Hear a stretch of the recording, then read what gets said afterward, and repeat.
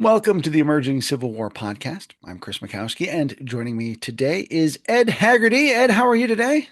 I'm doing well, Chris. How are you doing? I'm doing well. I'm really excited about your new book, a biography about a guy, probably a lot of people don't get excited about, Richard Herron Anderson, a Confederate lieutenant general. So first of all, congratulations on the new biography. Thanks very much. So now I've got to Yeah. ask you, it's called Soldier of the South. I'll hold it up here. And sorry, it's getting eclipsed a little bit, but why Richard Anderson? Well, I think there is a dearth of information on Anderson, and a lot of people who know of Anderson know of him basically as a soundbite. There's never any real depth to the estimation or the treatment that he's given in a lot of work. So he's kind of become a footnote and a little bit of an oversight. So I hope the book starts to correct that.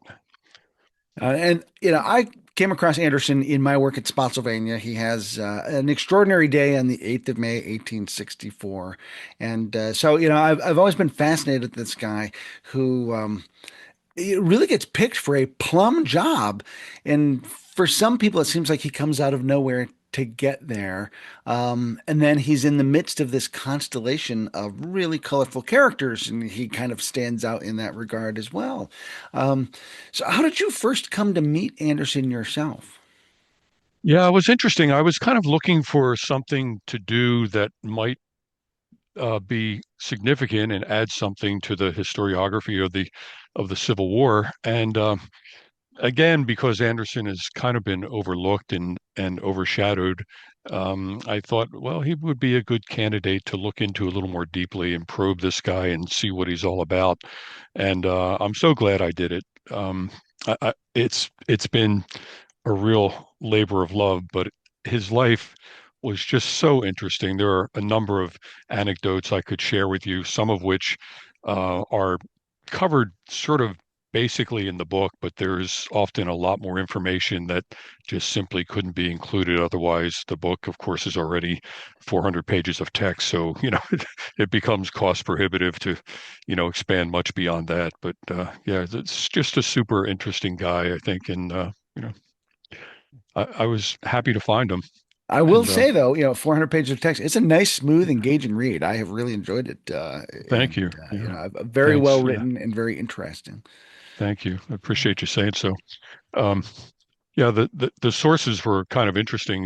Getting back a little bit to what you asked originally about how I got interested in Anderson, I discovered that there was something at what was then the Museum of the Confederacy in Richmond, and it was a letter book from Anderson, which I went to look at, and fortunately they had it on microfilm, so I could take my time with it. I borrowed the microfilm, and it it basically covered his pre-war period and a little bit of the wartime period, but the letter book was mostly official letters. There was really nothing much in there that would add personality to Anderson, except that you begin to get a sense for how he interacts with people and the fact that he probably was not particularly adept at the administrative bureaucracy of the army at the time. He got himself jammed up a little bit a few times with a couple different incidents where his accounts when he was on recruiting service apparently were not up to snuff, and there was a Treasury Department auditor that he went back and forth with. And from that you begin to see something interesting about the way he defends himself because to backtrack a little bit, Anderson, of course, he comes from a very wealthy background in South Carolina. His father was a noted physician and kind of a Renaissance man, I guess you would say, sort of like uh, like Jefferson. Maybe Jefferson was his model or something, but he was interested in botany and architecture and things like that, and designed his house using an unusual method of it's called piece de terre. It's a French term that means rammed earth, and it sort of has the effect of like adobe, except that it's made of clay and aggregate and sand and things like that, but it's built in forms and it's rammed to create a wall and whatnot, and then it's covered with sort of like a stucco thing. But um, anyway, so his father was an accomplished person. Anderson grew up, kind of steeped in this Southern ideas of chivalry and the Ivanhoe sort of gallant cavalier type thing, and so he had this sense of honor and duty and chivalry and all that sort of thing. But when he's challenged by this auditor in regard to his accounts, he basically tells the auditor, uh, something to the effect that you may entertain whatever thoughts you like about my abilities as an accountant, but I will not allow you to impugn my integrity, and assert that I did this on purpose. So, he bristles a little bit at any imputation that he's been dishonorable or something like that. So, there were some interesting things. It was official, but you begin to see a little bit of color. And you've mentioned, as you and I discussed offline, that doing the research for this book required a lot of detective work because Anderson doesn't leave a lot of stuff behind himself where he's writing these, great accounts and, a really insightful, introspective personal diary or any of that sort of stuff. So you had to kind of piece together a portrait of this man using a lot of other sorts of sources. What was that Yeah. challenge like for you? Yeah, that's true. I mean, it was a bit of a frustrating challenge because I had such high hopes at the beginning, partly because Anderson's home, which is currently on the National Register of Historic Places in the U.S., um, it is a virtual museum. There's a repository of family papers there, and I thought surely this is a gold mine to find out about Anderson, his relationship with his peers, with his parents, with his wife.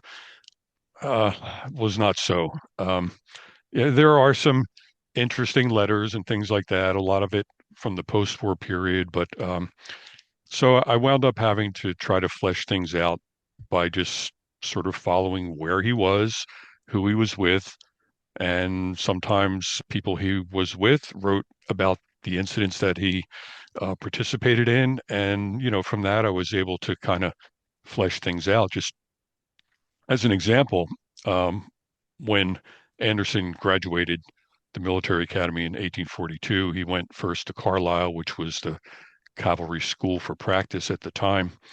And then from there, he went on to his first assignment, which was at Fort Graham in the Indian Territory in present-day Oklahoma. And when he got there, not too long afterwards, he was assigned to accompany Captain Nathan Boone on an expedition to find something called the Great Salt Plain. So Captain Nathan Boone, of course, is the son of the noted frontiersman Daniel Boone. And Captain Boone, by that time, was about 60 years old. And, he'd spent his life first learning things from his father about the woods and about the Native American tribes and all these sorts of things. So Boone was a wealth of knowledge. I can't think of any other person that you might want to be assigned to when you're a new officer on the Western Plains in the 1840s. Here's a guy that knows which way the pilot grass faces that you can use as a compass. The the edges of the pilot grass leaves face north to south or something like that. So he's teaching them all these things, how to make um, um, canoes out of buffalo hides and saplings and things like that to ford rivers, and he knows the native tribes and all that. So Anderson, unfortunately, doesn't leave any personal account of that expedition, but it's just so amazingly interesting because there are other accounts, and we know that Anderson was there, and from that you can sort of extrapolate that this is also what he experienced. Of course, we don't know his thoughts about it or his feelings or reactions, but we know that he was there, and we know that he experienced these things, and it's just to me, it's captivating to think about being a 21-year-old newly minted second lieutenant, and you're traipsing across the plains with the son of Daniel Boone, whom I don't know, may or may not have been famous at that time in the way he is today. But anyway, it, they're encountering buffalo and at one point they crest a hill and they look out into this valley and they see a herd of thousands of buffalo with wild horses sort of interweaving in the herd and just frolicking and playing. And it's to me, that's just an amazing thought, to think that he actually experienced that. And that's life in the West in the 1840s. And it just captures that so graphically and beautifully. Yeah, there are a couple of instances in the book that I have noted where you kind of do that detective work and create a picture. And maybe you can't say like, well, this is what he did, but you can say this is kind of what was going on around him.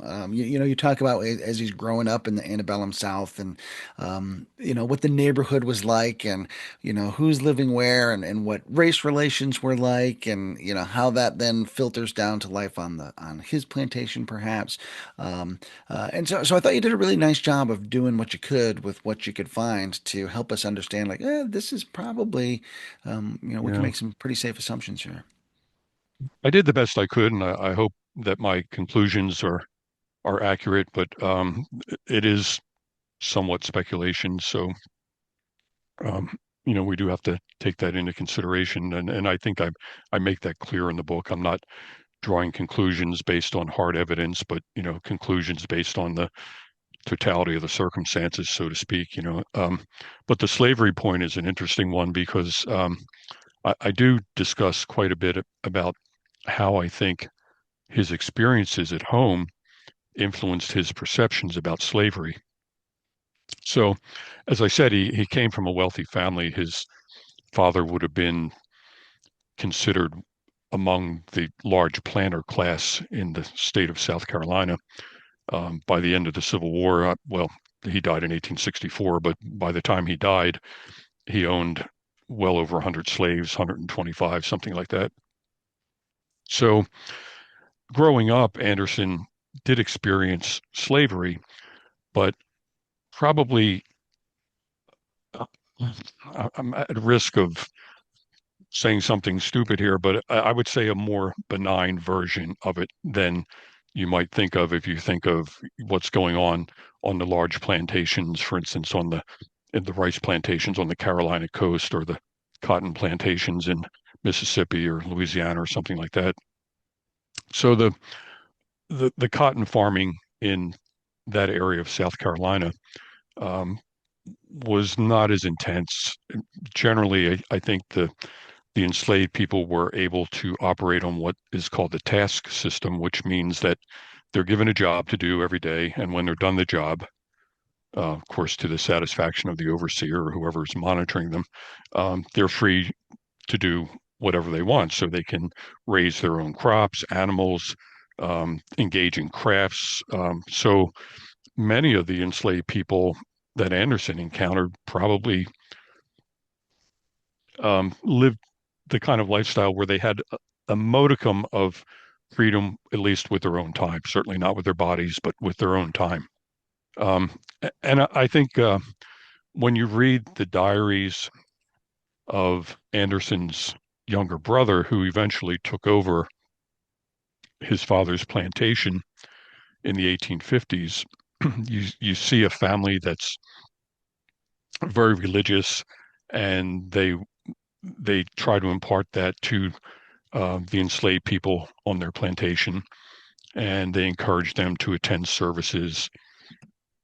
So it's a different kind of experience, I think, than if he had grown up on a cotton or rice plantation in other parts of the South. Yeah. So And oh, you now and you're yeah. Go ahead. Go.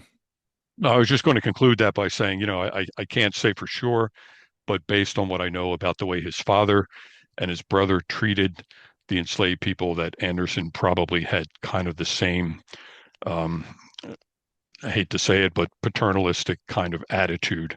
The way the enslaved people perceive that is, of course, totally different than the way the slave Right. owners perceive that. So they thought of themselves as being, you know, pretty paternalistic. Right. Right. And his attitudes about slavery are pretty complicated as the book goes on, and the South secedes over slavery, and sort of South Carolina is quite vocal about all that. Um, Anderson really grapples with that, and that's a kind of a conflict you bring out in the book. So like by the end of the war, he's kind of questioned the whole kit and caboodle.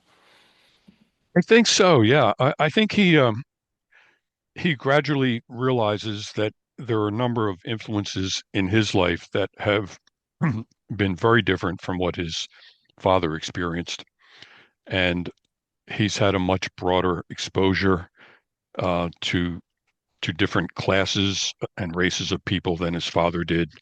Um, he's married to a young woman from Carlisle, Pennsylvania, who happens to be the daughter of um, the former Chief Justice of the Supreme Court of Pennsylvania, John B. Gibson.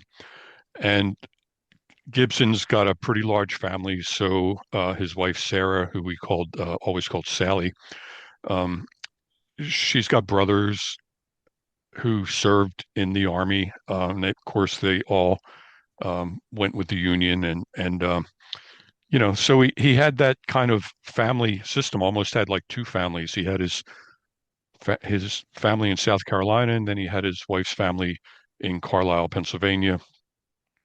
And I think that worked on him a little bit, messed with his head, I think, a little bit, about where his loyalties lay. And I think he probably could understand the point of view of both sides of the issue. And in the end, of course, he sided with as he put it, his his country, which is the way he referred to South Carolina. And that's an interesting point because I think that's maybe something that we overlook a little bit today. We sort of poo-poo the idea of states' rights today, but the states were the primary uh, target of a person's allegiance. So Anderson called South Carolina my country, and he called the United States our common country. So they're making a real distinction there. And I think, Anderson, of course, had to go with his family and his country. Um, but I think he struggled with it, and I think he had a tough time with it. So, by the time you start to read letters that he's writing during the siege of Petersburg as the war is winding down, you can sort of, from the story itself, you sort of get the sense that the lifeblood of the Confederacy is draining away, but you can kind of also get the sense that Anderson's heart is sort of fading away as well. He just loses his dedication to the cause, I think. Yeah. What does that do as far as his relationship to his wife's family? I mean, the book talks a little bit about that tug of war. Yeah, there's not a lot of information about that available, but it seems from what I could find that it did not strain it in particular after the war itself. I think, of course, his family, his Pennsylvania family, was concerned about their sister.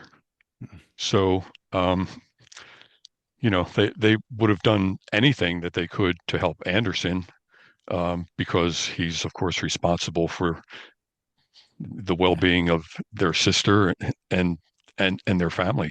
So um, it, after the war, there are some letters that family members in Pennsylvania wrote to him about, you know, seeking a pardon and, let's see how we can help you, that sort of thing. So I think the relationship certainly had to have been strained during the war, but it did not break.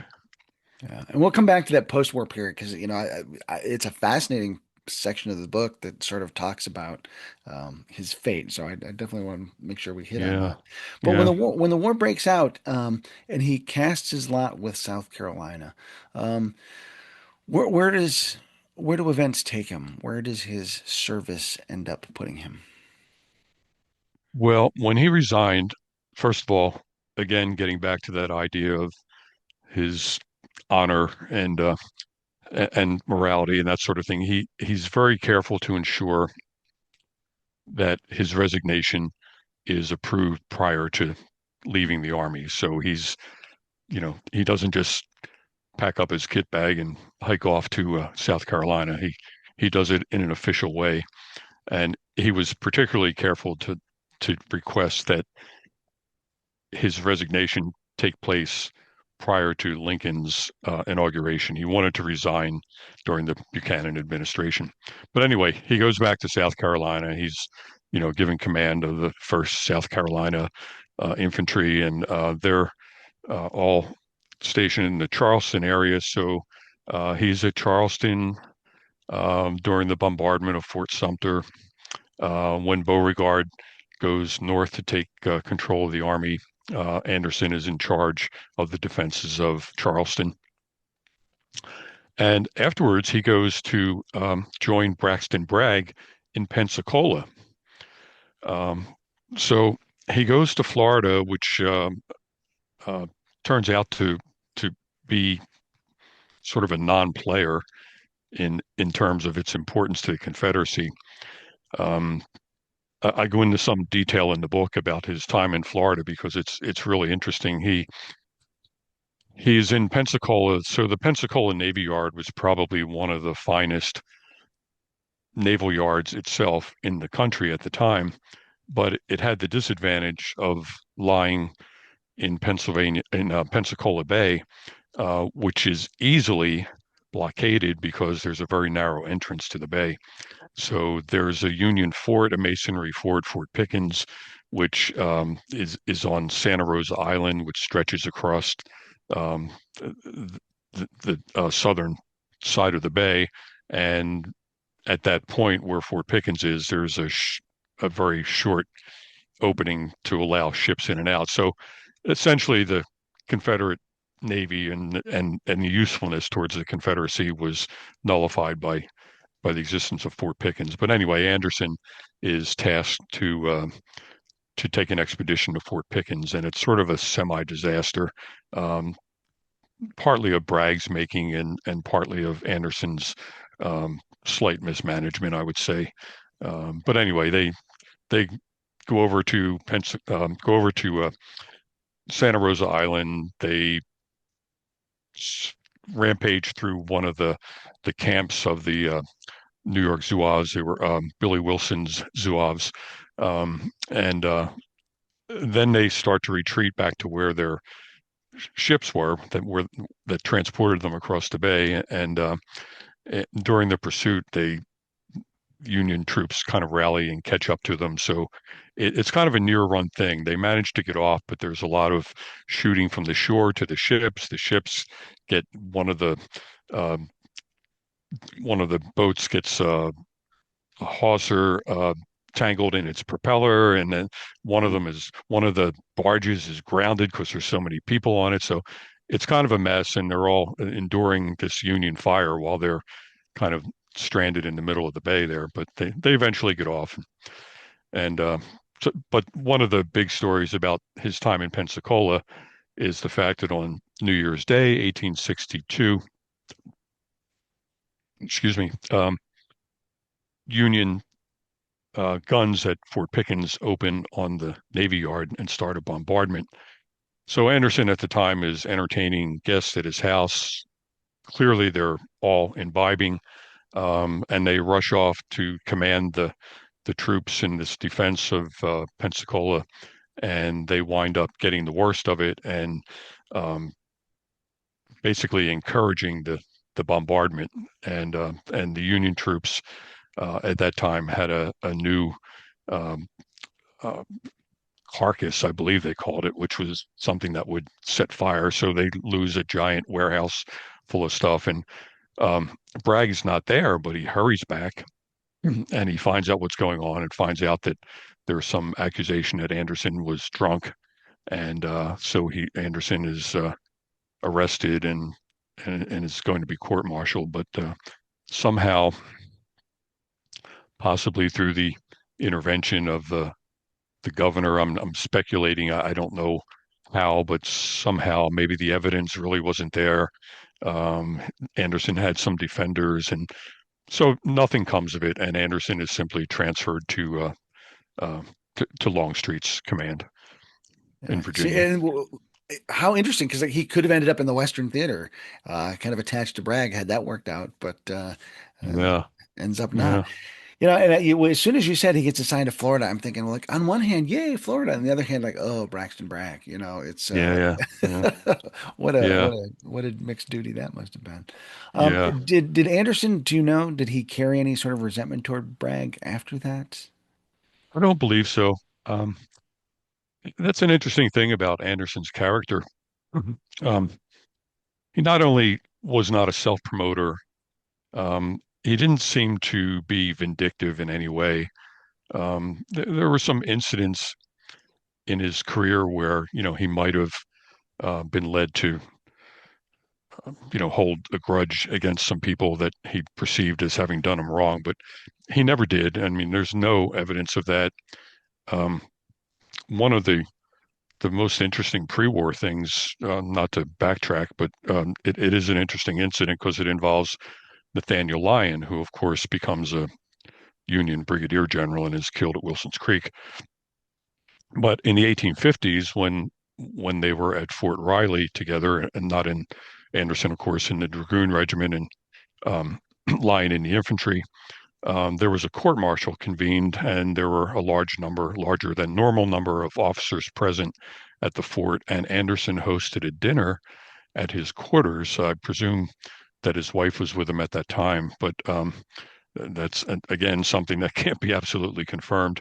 But anyway, he hosts a dinner at his quarters, and Lyon, in the company of all these officers, many of them Southern, many of them Northern, begins this vitriolic harangue of slavery and the Southerners, and the attendees at the dinner are simply aghast. I mean, they're sitting at a dinner table.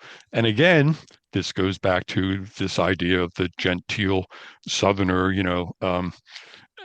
Anderson sort of tries to deflect the conversation and make light of it. And, um, you know, obviously everyone is sort of on tenterhooks, probably waiting for Anderson to jump up and grab a knife or something. So but he endures this egregious insult at his dinner table in his quarters, and afterwards he goes to see a lion at his quarters, and he says, you've taken advantage of me while I was unable to reply to you, but said I'm not going to waste any words on you. I'm simply going to thrash you. So Lyon says, well, threatens to kill him. And so other officers intervene and they're separated. But the incident doesn't end there. Um, Anderson issues a challenge to a duel. It's the only time in his life that I can pinpoint that he took such umbrage that he resorted to that expedient. It, and that's not what he originally intended. He intended to just go and beat him up, but Yeah. it didn't work out that way. So he challenges Lyon to a duel, and Lyon proclaims that, well, I can't engage in a duel. It's against my principles and blah, blah, blah. So then the officer who acts as Lyon's second says, well, um, you'll be if you don't accept the challenge, you'll be in the parlance of the time was you'll be sent to Coventry. This is a carryover from the English Civil War period, So he'll be banished from the army. He'll be a, persona non grata in the army. So he says, "Well, I'll accept the challenge, but I want a duel with pistols across a table." So he knows, of course, that no one is going to accept that challenge, Yeah. or those conditions. So anyway, ultimately, the whole incident is the two the two warring parties agree to submit the incident to a council of officers, and the council of officers decides that Lyon um, behaved extremely badly and he needed to publicly apologize. And that's what happens. But it's the only incident that I've seen where Anderson got that angry that he would, either resort to physical uh, chastisement or even a duel. So, yeah, Yeah. My experience with Anderson is that he's generally well liked and well regarded by his peers, by his subordinates, by his superiors. You hear that he's amiable and well liked. he is. He does have that quality about him, and I don't know if that's because he's very modest and self-effacing. Um, he's quiet, but he's undeniably physically very brave. The accounts of him under fire are universally um, very commendatory. He's there are a number of people who observe him in the heat of battle and say basically in a nutshell he's as cool as a cucumber. Yeah, So he does have that. So no one can fault him in that regard. Although I don't know if you want to jump ahead at this point to Gettysburg, but that's where at least a couple of his brigade commanders come to probably despise him, yeah, and yeah. that would be Rance Wright and uh, and Wilcox. Um, if you want, I'll jump ahead to that if you Well, I want don't think that's. to. I do want to. Before we get to there, though, 'cause when he does get assigned to Longstreet's Corps, I mean, it's basically a second chance, and he really seems to make the most of this second chance that he is given. Tell me a little bit about how he fits in with the Army of Northern Virginia before we kind of march him up to Gettysburg. Yeah, so Longstreet was a classmate, um, and they were friends. And it's said that Longstreet could always get more out of him than anybody else could. Um, I guess one of the things that Anderson might be criticized for is a lack of real strong self-initiative. So he operated well when he was given direction and told what to do, but not quite as well if he was left to his own devices. But on the peninsula, he is directly under Longstreet's command. And in fact, at the time, of course, the organization of the Army being what it was at that early period of the war, Longstreet essentially winds up commanding a whole portion of the army, a whole wing of the Yeah. army, and so that means that Longstreet's division is effectively under Anderson's command. So right away, he's basically thrust from leading a brigade to directing three or four or five brigades. And he does really well at that, and part of that is because he's got people like Micah Jenkins under him who were, you know, they're really fighters and they do a really good job for him. But nevertheless, Anderson is there in the midst of it. And that's one of the things, for instance, at Williamsburg that he's criticized for a little bit is that no one seems to be able to find him easily. So again, at that point in the war, he's a new brigade commander who's actually almost commanding a division. Yeah. Um, and he's probably not sure where he's supposed to be. You know, he probably doesn't want to be in the rear with the gear and get accused of, like, well, what are you doing back here? You need to be leading your troops. And unfortunately, when he does that, he's off in the midst of the battle line somewhere, and people who need to find him to give him, you know, orders or to ask direction or whatever, have a little trouble finding him. So, but I think overall he fits in very well. The Army seems to love him when he does rise to division command. His brigade is very complimentary. They have a big ceremony, speeches. They present him with a war horse, and so he fits in really well, I think. Despite not being a Virginian, but Yeah. Which is a, kind of a key criteria in that army in a lot of ways. yeah, yeah, it turns out to be, yeah. Yeah. So give us a quick thumbnail sketch. You don't have to kind of go into detail about his tactical achievements on the battlefield, but how does he do as the Army of Northern Virginia carries out its fall campaigns and, basically changes the momentum of the war? Yeah, I would say a little bit mixed results. And of course, it's easy to armchair quarterback that. I mean, it's it's like they say, like the enemy has a say in what happens, Right. so things don't always go your way, and sometimes it's not your fault, whatever. But um, when the army eventually moves north to Second Manassas, Anderson had been left behind with the division a little bit as kind of a rear guard, but they catch up to the army at Manassas, and when they arrive at the field, um, his division basically starts to march very much too close to the enemy lines. And someone has to say, well, wait a minute, let me tell you the lay of the land here. And, so they get into the right position. And the next day, um, they do yeoman's work in the battle. And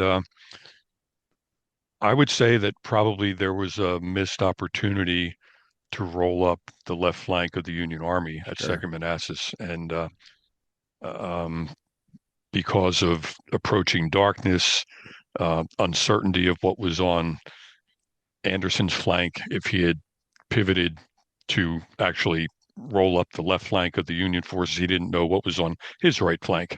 So I think the Army misses a little bit of an opportunity there. So they march into Maryland, and Anderson and McLaws are both in command of their divisions, and they're the ones that are charged with taking Harper's Ferry from the Maryland side. So they're operating in Pleasant Valley. Um, and that's also kind of a near run thing. Anderson does well with handling the troops, but of course, Jackson is primarily responsible for winning that um, battle. Right. But they do take Maryland Heights and all. But McLaws is in nominal command of the entire operation there on the Maryland side. But then there's a threat at Crampton's Gap, and Lee is sort of fearing that that those two divisions, McLaws and Anderson, are going to be trapped. And he's sending the messages, escape however you can, get out of there. Basically, that we're being threatened from the gaps in Maryland, uh, um, in the Catoctin Mountains. Right. So anyway, it doesn't work out that way. Of course, Harper's Ferry falls, and they're able to get out through Harper's Ferry, and up the Virginia side and back into Maryland. And as they're coming onto the battlefield, Longstreet directs them through the Piper Farm to support Confederate troops that are holding the sunken road, Bloody Lane.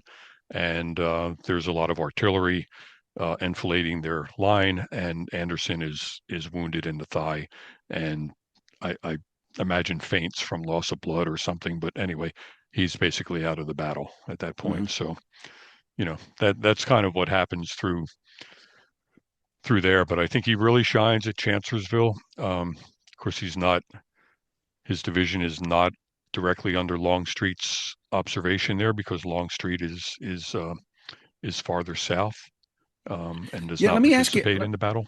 let me ask you about that because it seems to me that Chancellorsville, and I'm literally sitting on the Chancellorsville battlefield right now. Yeah, Um, yeah, yeah. it's like a really, it becomes a really important audition for Anderson for later on when Lee's making some command decisions.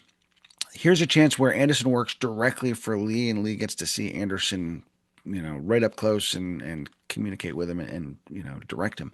Um, Yeah. so how consequential do you see that audition being for Anderson and the way his career later develops? Yeah, I think it was, as you said, a great opportunity for him to shine directly in Lee's eyes, and he did very well. Um, One of his brigades, of course, is responsible for basically blocking the road from Fredericksburg that would have led into the rear of Lee's lines. So he disposes his troops very well. He's aggressive. Um, when when Jackson finally carries out his flank attack, the battle goes extremely well, and Anderson's division really is instrumental in carrying Fairview and all those right up to the Chancellor House, basically. Um, but the fact that Lee allowed Jackson to take his entire corps um, and leave only the divisions of McLaws and Anderson, I think says quite a bit for both of them, for Lee's confidence in his two division commanders at that point. That these guys, if something goes wrong, these guys are going to be able to hold the line. If there's a major attack, I mean, of course he like most Union generals, I think Lee had Hooker's number. So he didn't anticipate Hooker being overly aggressive. But, I mean, it could have happened. So it was a gamble, but it was a gamble he was willing to take, I think, because of his confidence in the troops and in the men who led them. I think that's an excellent point because most people talk about, Lee having the confidence in Jackson to go off and do the flank march, Yeah. but you've got to have Yeah. confidence in the two guys you leave in place as the decoys too. Yeah, exactly. Yeah, no doubt. So the army gets shuffled around after Chancellorsville because of Jackson's death, and Anderson gets reassigned as part of that shuffle and moved over to the new Third Corps. Um, how comfortable is the army for Anderson at this point? Because it's essentially like a major overhaul of the army, and everybody's got lots of different roles and new roles. Yeah. I'm sure Anderson would have personally felt more comfortable to remain under Longstreet's command because, again, they were friends and they probably understood each other and knew how each other worked. Um, Longstreet and Hill, on the other hand, were quite at odds with one another Hmm. and had a number of run-ins. And I think Longstreet probably had the fear that, well, Hill knows that Anderson is my friend and probably confidant. So this is an opportunity for Hill to get back at me by making life hard for Anderson. But honestly, I think Hill was probably so under the weather most of the time. He Yeah. probably was more thinking about like who's going to help me, not how I'm going to mess with somebody else. But so yeah, I mean when they get to Gettysburg, I think essentially the wheels come off the Army of Northern Virginia at the Sure. command level. Yeah. Yeah. Um, so no one functions well there. Lee does not function particularly well. Um, and I think it's really due some criticism for some of the decisions he made. And maybe he was ill too. I mean, there's some speculation about that, Right. although medical professionals differ on whether his heart condition or um, dysentery or whatever was affecting him at the time had an impact. But Hill was definitely sick and almost indisposed. So he's almost like a non-entity. I mean, he Lee gives him orders, Hill gives the orders to Anderson, and Anderson designates his brigades to carry out the orders.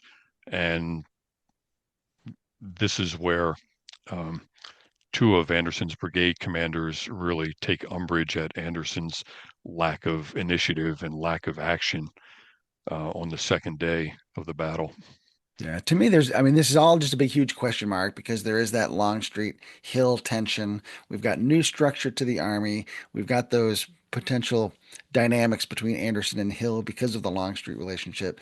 So when Longstreet's attack on July 2nd ripples up the field, and now it's time to hand things off to Hill, and things really go off the rails at that point for the attack. And Anderson, I think, is put in a really difficult spot.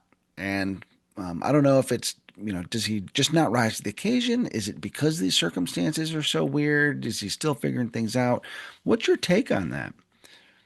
Yeah, I guess my response would kind of take a look from the future back to the past, which means if we look at what happened after the battle, Anderson is not criticized by anyone except his two brigade commanders.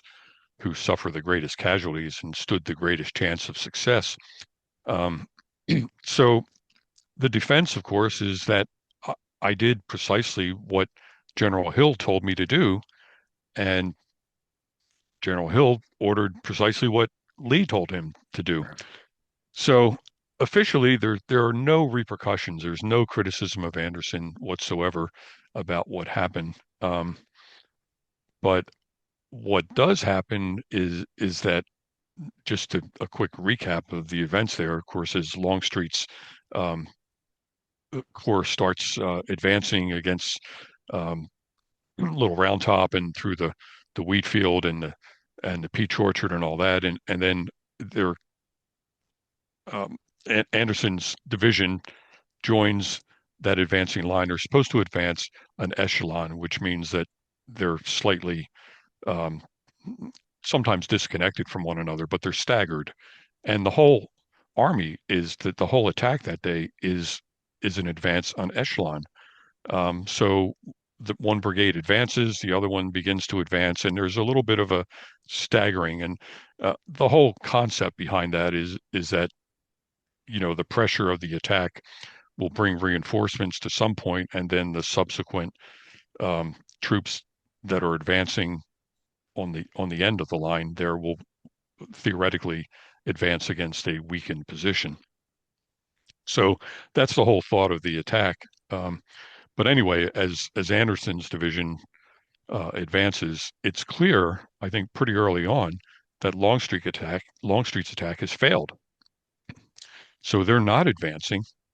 Um, so whose responsibility is it at that point to say, well, the end of the line here, where the end of the attack, where Anderson's division is advancing, needs to be reinforced if we're going to capitalize on any successes that are gained here. Where is Anderson going to get the troops from? Mhm. The bulk of his division is already engaged. He can't just arbitrarily pull troops out of line and say, go support them and leave portions of the line undefended. It's up to Hill, it's up to Lee to move troops to that point and reinforce the attack. But his brigade commanders, of course, thought that number one, Anderson needed to be there in the thick of it to see what was going on and realize and, tell Lee we need troops here. But Lee was in a position to see that very clearly.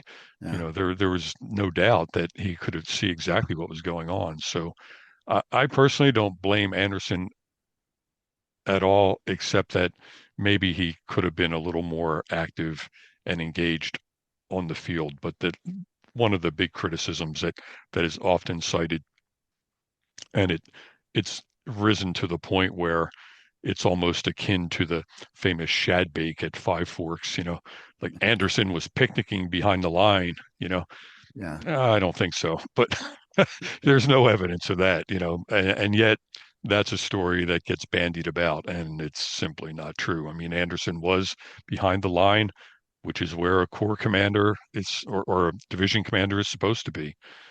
His headquarters was very close to Hill's headquarters.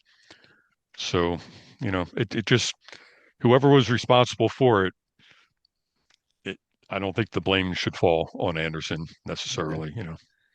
And of course, lots of recriminations and finger pointing going on to this day. Uh, Yeah, yeah. Long, Longstreet's corps gets shifted out west, and because of Anderson's reassignment, he doesn't go, which is probably good for his friendship with Longstreet because Longstreet seems to not get along with any of his subordinates on that trip. Yeah. Comes back in the spring of 64 in time to get shot by his own men accidentally at the Wilderness. And here's one of those pivotal decisions Lee has to make. We have to replace Longstreet. Who do we choose? And um, walk us through that decision-making process because, of course, Anderson gets the nod, but it's an interesting process. He is, I think his choices at that point were pretty limited. And I think it probably came down to either Early or Anderson. And one of the things that Lee did was to interview the First Corps staff. He had great respect for people like Moxley Sorrell and other folks like that. So their opinion was that number one, we know General Anderson, we're fond of him, we can work with him.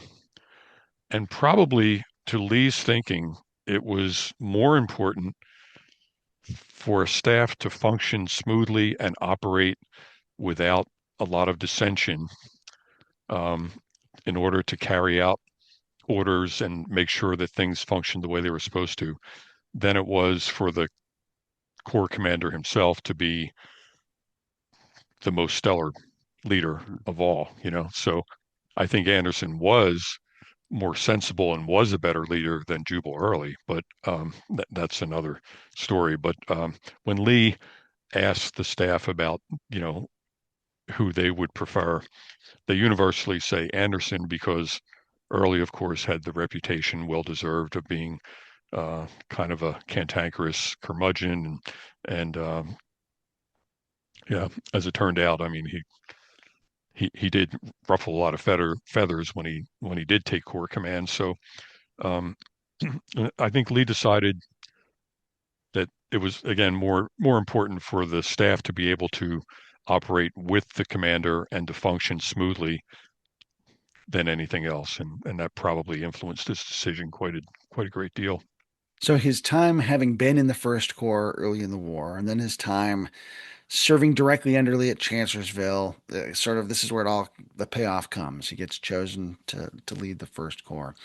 Yeah. And and of course this is where sort of Anderson comes into my general stories. And Hmm. I've always found it a curious choice in an army that runs on charisma, where you've got the Robert E. Lees, the James Longstreets, the Jeb Stuarts, the Stonewall Jacksons, that Anderson comes in as someone who is not a very charismatic, cult of personality type, colorful character the way those guys are. How does that dynamic work for or against Anderson as he's trying to get his legs underneath him? Yeah, there's not a lot that speaks to that particular issue.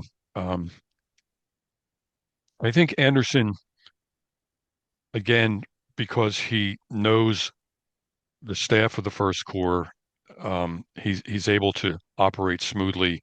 Um, I don't really think that there was any particular stumbling block for him to kind of smoothly go in and start running operations. And you can see that, as you mentioned, the importance of Spotsylvania and his actions there. When he moves south from Chancellorsville, I mean, sorry, from the Wilderness to Spotsylvania, I mean, he's doing again his duty as he was ordered by Lee directly, and he sees it as nothing more than that. And when he arrives on the field there, of course, Stewart's already been there for some time and is hotly engaged and knows exactly what's going on. And Anderson defers to him. He says, here's some troops, place them where you need them, basically.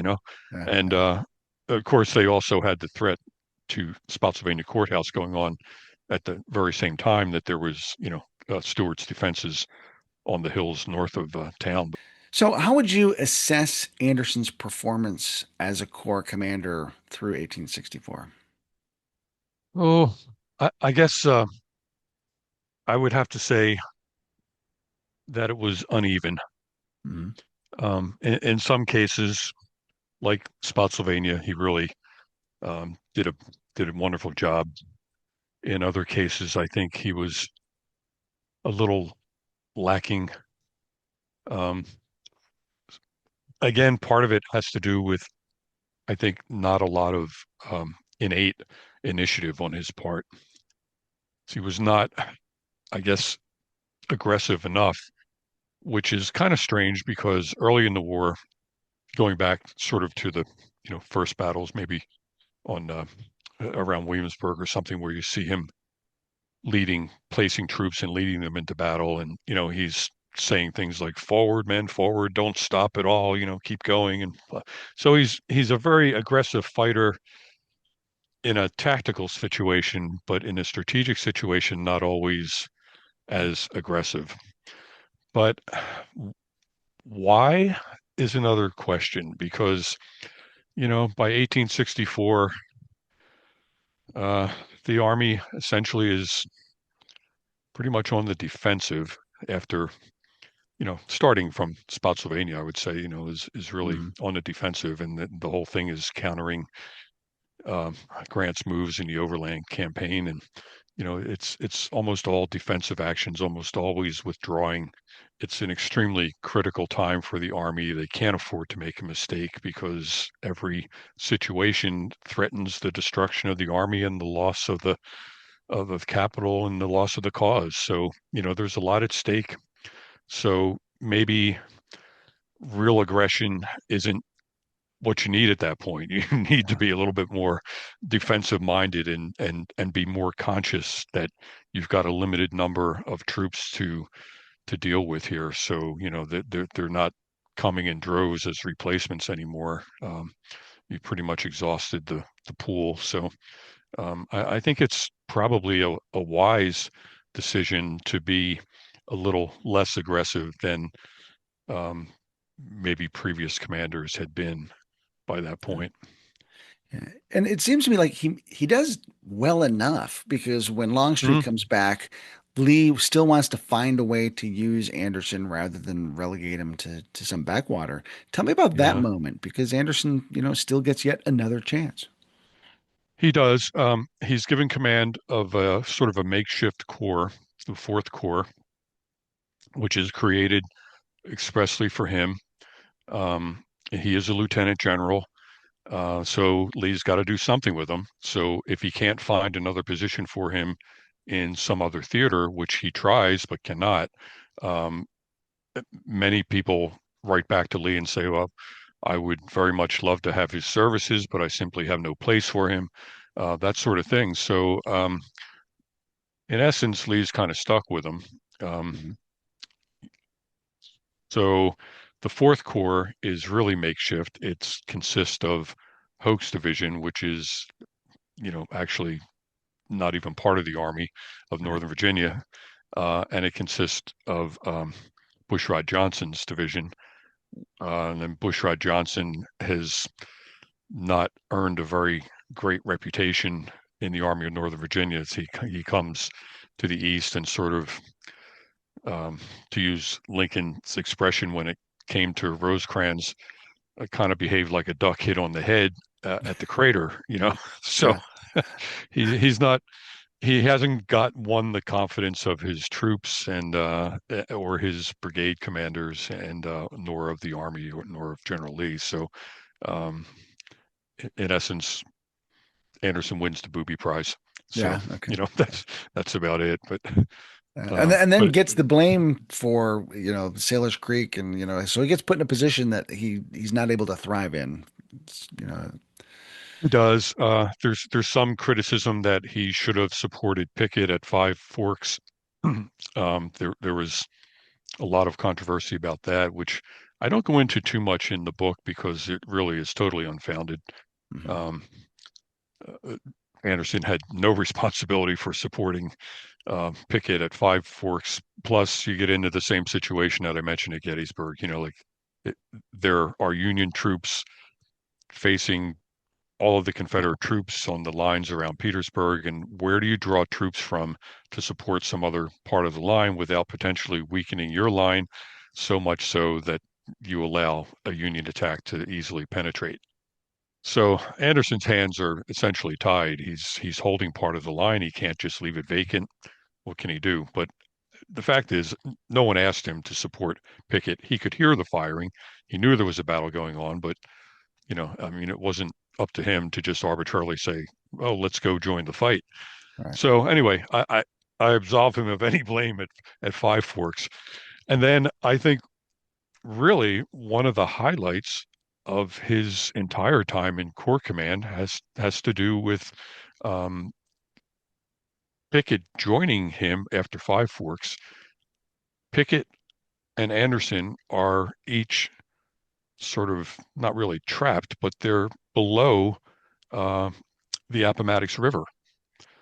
So all the Union forces that are to the south of Richmond and Petersburg are now trying to move northward and sever Lee's retreating columns as they move out of the Richmond-Petersburg line, which is farther to the north. So Lee's columns, of course, they're being attacked from the north as well, but Anderson prevents Union troops from reaching Lee's column when it's retreating to Amelia Courthouse. He holds the bridges over the river. He fights at crossroads. Really does a bang up job, and I don't think he gets enough credit for that. Unfortunately, by the time the Army reaches Sailor's Creek, things have happened that somebody drops the ball, basically, because, as you know, Union cavalry is constantly trying to penetrate the retreating Confederate lines. And at some point, there's a crossroads. There's a lot of pressure. Anderson is compelled to halt to drive off the Union troops, and he halts, and the divisions in front of him continue on, and there's a huge gap created in the Union lines. I mean, in the Confederate lines. So that's maybe Anderson's fault to a certain extent. Like, why isn't there better communication? Why isn't someone, galloping up to the rest of the column and saying, "Hey, we have to stop here. Stop. We're creating a Yeah. big gap." It doesn't happen. So there's a mile wide gap in the lines. Um, so now it's no one but Anderson and Ewell to defend against all the Union troops that are attacking at Sailor's Creek, and they're just simply overwhelmed. Yeah. Yeah. So it's a sad post-war life for Anderson in some ways as well. I think, make a really neat comparison between he and Wade Hampton, and it's sort of like a tale of two Confederate generals who have very different Mm, fortunes after the war. yeah, Summarize what life is like for Anderson and why. yeah. So he goes back to his family plantation. His father had died in 1864 and left the plantation to his oldest son, Dick Anderson. Um, but Anderson's brother, Wallace, um, who was also a physician, served in the Army and the Confederacy, joins him there. And the two of them, along with their brother-in-law, Frederick Childs, who had been married to Anderson's sister, she unfortunately also died during the war. But the three of them try to make a go at the plantation. None of them really knew the first thing about it. Mm. I mean, Anderson left home when he was 16, went in the Army, and had no experience running a plantation other than what he observed until he was 16 years old. I can't imagine he learned a whole lot about agriculture and farming, and neither did the other guys. So they're very inexperienced, and of course, funding in the South at that time was almost non-existent. You had to borrow not from banks or not from reputable financial institutions. You had to borrow from, people that had money and often at exorbitant rates. Often you had to put your land up as collateral.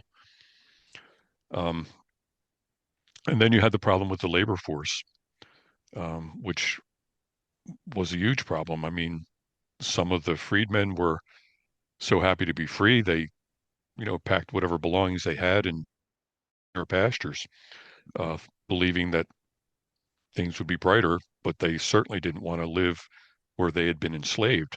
And many of them did. And a lot of the slaves from the Anderson plantation did stick around after the war, um, even though they were free to go wherever they wanted. And unfortunately, it just didn't work out financially. There was the weather conditions in the post-war period. There was drought. Um, the formerly enslaved people had to receive a portion of the crop as payment for their work on the plantation. So things just combined. It was just the perfect storm Mm. of bad events that caused the plantation to fail. and Anderson wound up going bankrupt because of borrowing so much money and not being able to repay it because of unsuccessful years of crop failure or years of crop failure. Um, so he is forced to leave the plantation, ends up taking a very menial job with the railroad in South Carolina. He winds up as the railroad agent in Camden, South Carolina, which is not all that far from his home place, but it's a very menial position. He's basically in charge of the station and in charge of, making sure that freight is shipped properly and received and distributed and all that sort of thing. Um, and he winds up getting in trouble there with, um, I think, his performance, but partly because it's partly an incident that's not really his fault. Um, but he loses his job with the railroad. And in the meantime, I mean, he tried a little bit to sort of capitalize on his fame and his contacts and all, but that was unsuccessful during the height of Reconstruction. I mean, Mm. just that his friends, the people who could have helped him, did not have control of the government, so they couldn't really do much for him. Yeah. Although in 1871, which was really right after the plantation was lost, where after he declared bankruptcy, he was offered the nomination for mayor of Charleston. And this surely would have salvaged him and, made his reputation in the political sphere. He didn't want anything to do with it. Yeah. It was basically dirty Reconstruction politics, so he was above that. In his mind, I think, he thanked them very profusely for the honor, but said no thanks. Yeah. I don't want to do that. Um, so anyway, after Reconstruction, of course, the Democrats resume control of the government in many cases. Wade Hampton is the governor then, and as one of his last acts, he creates a position called the Inspector of Phosphates for the state of South Carolina, and Anderson is tendered that position, and it requires him to move to Beaufort, South Carolina, and he's there for a short time and and dies, and Right. it's kind of sad. I mean, he lost his first wife after the war. Um, he remarried a much younger woman. He had little contact with his son who went west. He was in close contact with his daughter, but always bemoaned the fact that they were not able to be together. So it was a sad period for him, But yeah, Mm. I mean, I always think of it as sort of his life as a reflection of the history of the antebellum South and the Reconstruction South. He goes from riches to rags, essentially. Yeah. Uh, yeah. So, having spent as much time with Richard Anderson as you have, what's your final takeaway after working on this book? I'd like to have a beer with him. Yeah. He's the kind of guy that, yeah, I mean, I've grown fond of him, and I hope that hasn't influenced the way I've written about him. I mean, my intention, of course, was to be as impartial as I could, but I really think it's important with biographies, particularly of Confederate generals, to look at the context that they're functioning in and um, the things that shape their worldview and their attitudes and their opinions. And that's why I delve so deeply, I think, into the issue of slavery and how that might have affected Anderson. And I think he was just a genuinely nice guy, who was not bombastic or pompous in any way. Um, he was really not very critical of people. So he was a true gentleman, I think. And I know there's a little danger, in today's day and age of, painting Confederate heroes with, you know, laurels and that sort of thing. But I think just as a person, and you have to remember from the age of 16 until whenever, however old he was in 1861. I've forgotten off the top of my head, but that's a long time from uh, 1839 to 1861 to serve your country in the United States Army and have all these formative experiences, with the Native American tribes and roaming around on the plains and fighting in the Mexican American War and uh, trying to quell disturbances between Americans in bloody Kansas and trying to bring some order to Utah with the Mormon campaign. And so he just had an amazingly interesting life. And yeah, I mean, I would have enjoyed sitting down and talking to him, but yeah, I like him. Yeah, very So good. Very good. The book is called Soldier of the South, Lieutenant General Richard H. Anderson at War and Peace. Ed, thanks so much for spending some time sharing your story with us. very welcome, Chris, and thank you so much for having me. I really appreciate it. It's my It's been privilege. great. I'm Chris Mackowski for the Emerging Civil War podcast. We'll see you online and on the battlefield.